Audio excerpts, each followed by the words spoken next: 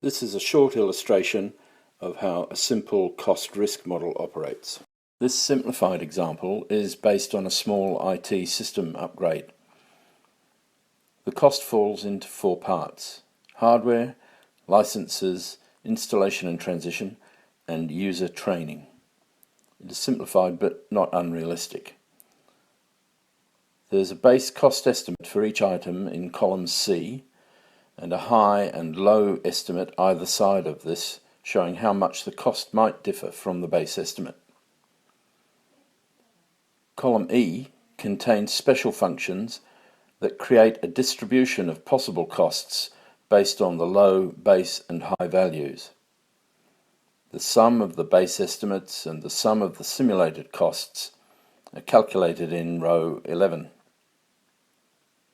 At the bottom of the screen are some output statistics, and once the model has been evaluated, these will show the probability of exceeding the base estimate and the 10th percentile, mean and 90th percentile values of the simulated total cost. When the model is evaluated using Monte Carlo simulation, the distributions in column E are sampled to generate a set of costs that could actually happen. Their total in row 11 is stored, and then the process is repeated thousands of times.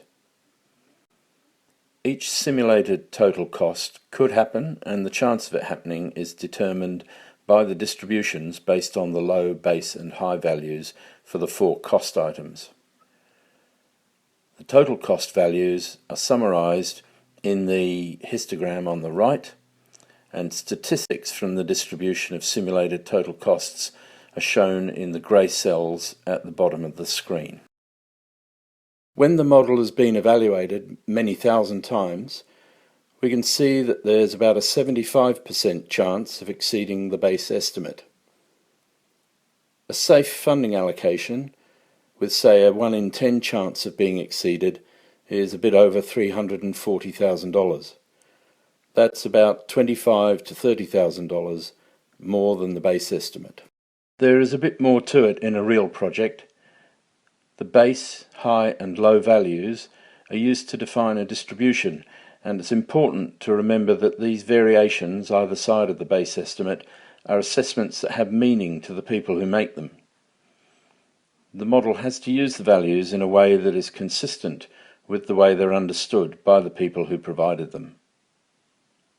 Having said that, the detailed shape of the distribution is often less important than many people think. Another important aspect of the analysis is that the factors driving uncertainty often cut across 2 or more cost items and overlap with one another.